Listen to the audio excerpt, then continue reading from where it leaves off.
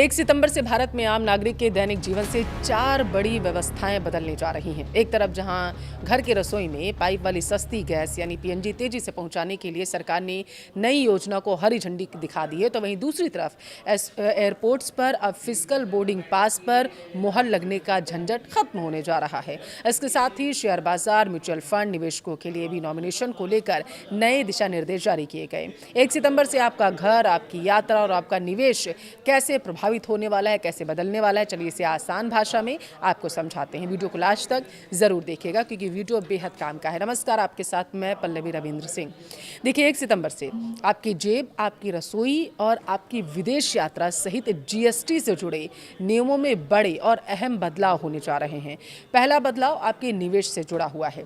अगर आपका demat account या फिर म्यूचुअल फंड फोलियो है तो अब नॉमिनेशन को लेकर कोई ढिलाई नहीं बरतने की तैयारी की जा रही है। दूसरा बदलाव देश की रसोई गैस व्यवस्था यानी कि पीएनजी को लेकर के है, जहां सरकार ने एक बड़ा प्रोत्साहन पैकेज पेश किया है। और तीसरा बदलाव उन सभी लोगों के लिए है जो विदेश यात्रा करने वाले हैं। एयरपोर्ट्स पर दरअसल इमिग्रेशन क्लियरेंस अब पूरी तरीके से पेपरलेस होने की आगे की तरफ बढ़ता हुआ कदम दिखाई दे रहा है।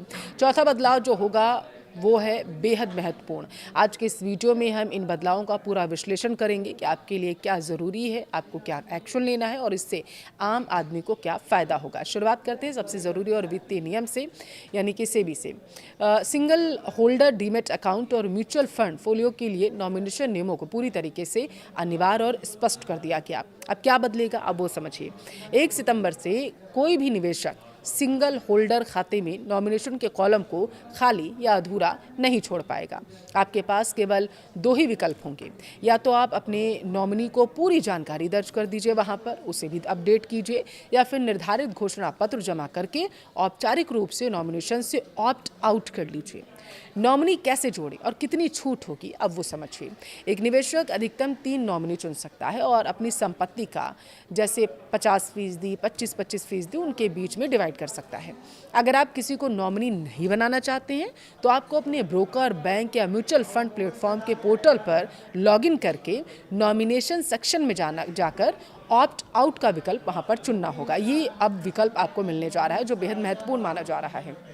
आप वहाँ पर डिजिटल साइन कर दीजिए या फिर ओटीपी के जरिए अपनी पुष्टि कर दीजिए वहाँ पर कि आपका ही वो अकाउंट है। अब जॉइंट अकाउंट्स के लिए क्या नियम है ये भी ध्यान से सुनिए। देखिए, संयुक्त रूप से रखे गए डीमैट या म्यूचुअल फंड फोलियो में नॉमिनेशन अभी भी वैकल्पिक रहेगा, लेकिन अगर जॉइंट खाते में कोई नॉमिनी जोड़ना या बदलना है तो सभी जॉइंट होल्डर्स की सहमति अनिवार्य होगी।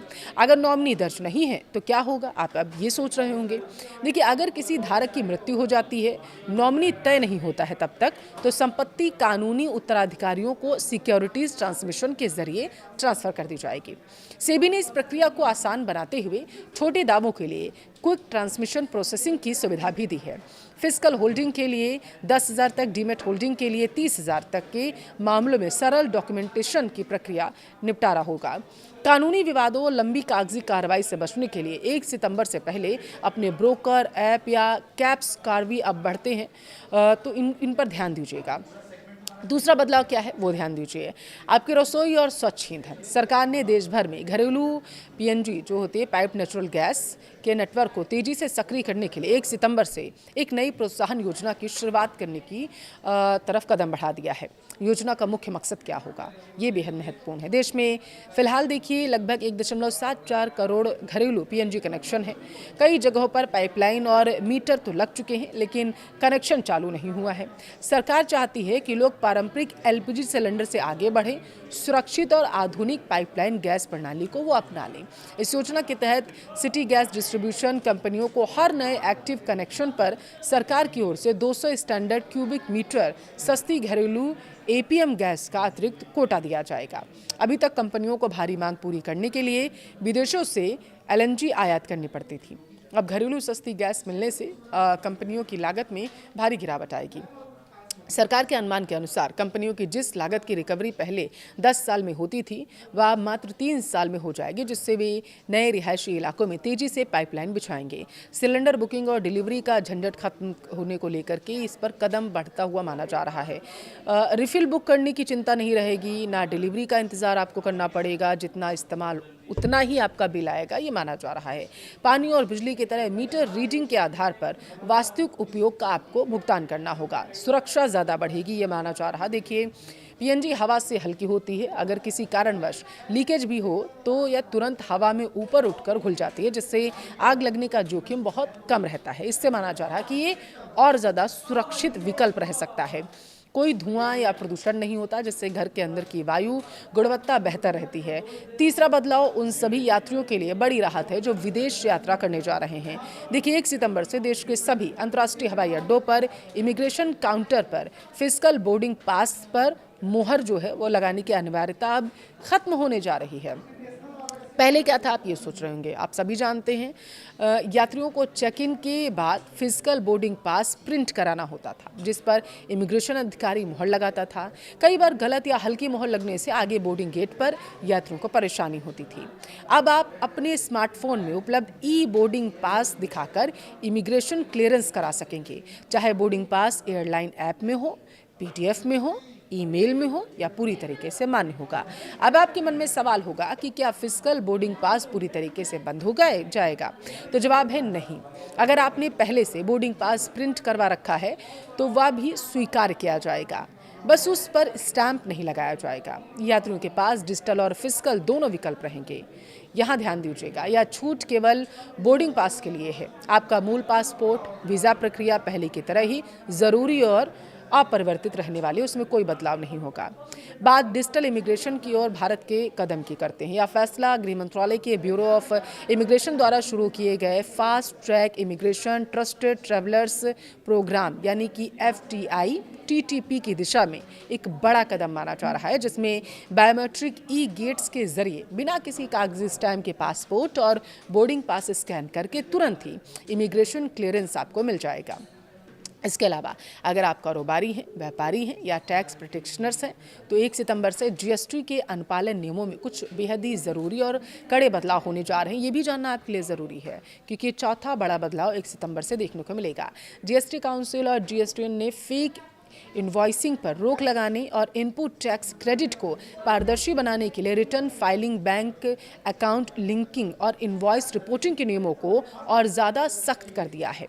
अगर आपने समय रहते इन नियमों का पालन नहीं किया तो आपका GST रजिस्ट्रेशन सस्पेंड भी हो सकता है या आपका ई-वे बिल और GSTR1 ब्लॉक भी हो सकता है। तो 1 सितंबर से आपको किन बातों का तुरंत ध्यान रखना होगा, आइए एक बार इसे फटाफट नज़र से देख लेते हैं। GST रजिस्ट्रेशन प्राप्त होने के 30 दिनों के भीतर या GSTR1 फाइल करने से पहले जो भी पहले हो, करदाता को अपना वैध बैंक खाता पोर्टल पर अपडेट करना अनिवार्य है। केवल बैंक खाता जोड़ना काफ़ी नहीं होगा, खाते का नाम और पैन कार्ड का नाम GST रिकॉर्ड से 100% यानी 100% मेल खाता होना ज़रूरी है। अगर समय सीमा के भीतर मान बैंक खाता दर्ज नहीं किया गया तो सिस्टम स्वचालित रूप से आपका GST रजिस्ट्रेशन जो है वो सस्पेंड कर देगा। इसके साथ ही आपकी आउटवर्ड सप्लाई का विवरण यानी कि GSTR1 या IFF invoice furnishing facility file करने की सुविधा तुरंत रोक दी जाएगी। दूसरा अहम बदलाव इनपुट टैक्स क्रेडिट क्लेम करने की प्रक्रिया को लेकर के है।